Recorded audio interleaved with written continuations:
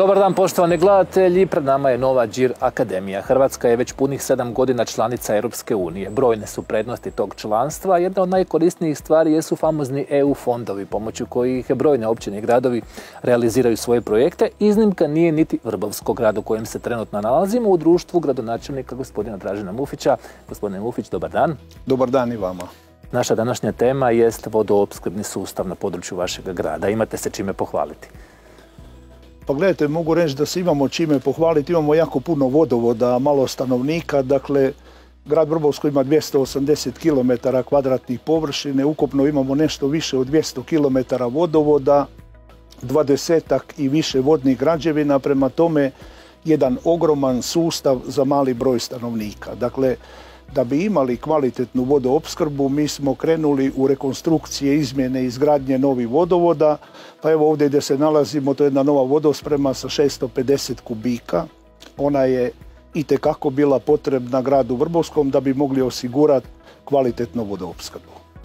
Evo, spomenuli smo EU fondove i vi ih također koristite u izgradnji svog vodoopskrbnog sustava. Tako je, to je uglavnom mjera 721 na koju mi idemo, to je obnova sela u ruralnim područjima, ali isto tako ulaganja u vodoopskrbu i u poboljšanje uvjeta, dakle što se tiče i vodoopskrbe i odvodnje i pročišćivanja voda, a sve je to važno da bi stanovnici imali jednu kvalitetnu vodoopskrbu, a upravo ova vodosprema osigurava i kvalitetu, a i količinu vode koja je potrebna za ovo naše područje. Evo, recite nam nekoliko detalja o vašem najnovijem projektu.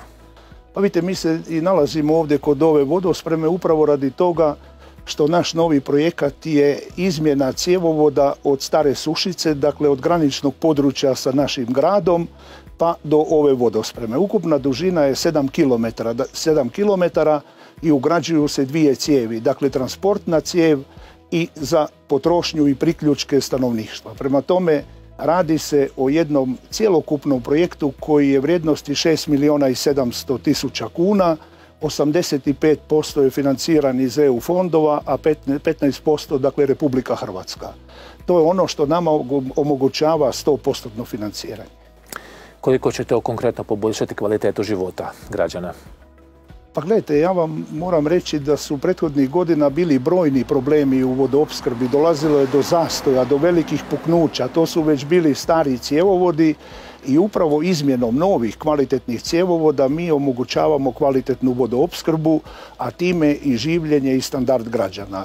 Želimo biti prepoznatljivi ne samo na području grada, nego i za druge stanovnike zbog kojih mi imamo niz mjera kako bi dakle povećali broj stanovnika u Vrbovskom, tako da dajemo i određene beneficije onima koji ovdje kupuju kuće ili grade nove kuće, nam je cilj povećati broj stanovnika. Jeste li time onda zaokružili tu vodoopskrbnu priču ili je još nešto ostalo za napraviti u budućnosti? Nikada ju nećemo zaokružiti. Dakle, mogu vam reći da trenutno radimo jedan vodovod u mjesnom odboru Moravice koji košta 3,5 milijuna kuna. Tu financiraju Hrvatske vode i mi kao grad Vrbovsko, odnosno naša tvrtka Vode.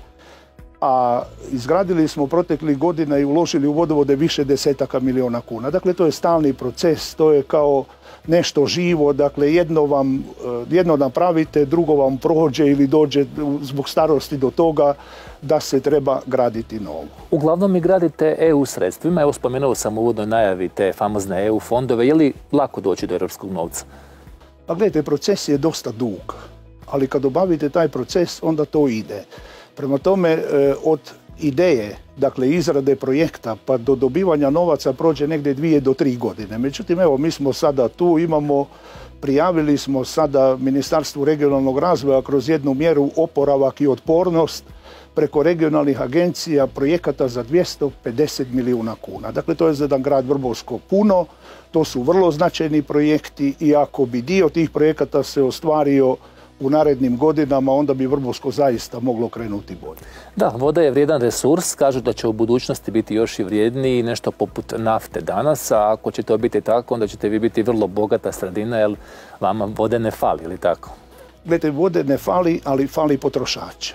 i kad fali potrošača onda je zaista teško osigurati praktički funkcioniranje toga sustava koji je skup ako ga nema tko platiti. Mi imamo vode u izobilju, samo kad bi imao neko trošiti onda bi imali dobar, kvalitetan sustav, mogli ljudima osigurati dobre plaće koji rade u tom sustavu, a cilj je da ljudi na ovom području imaju bolji standard i da mogu ovdje živjeti. Odlično, hvala vam na razgovoru. Hvala i vam. Mi ćemo sada, poštovani gledatelji, nakon emisije popiti jednu čašu hladne vode ovdje iz Vrbovskog. Prije toga vam se zahvaliti na pozornosti. Doviđenja, vidimo se nekom drugom prigodom u novoj Đir Akademiji.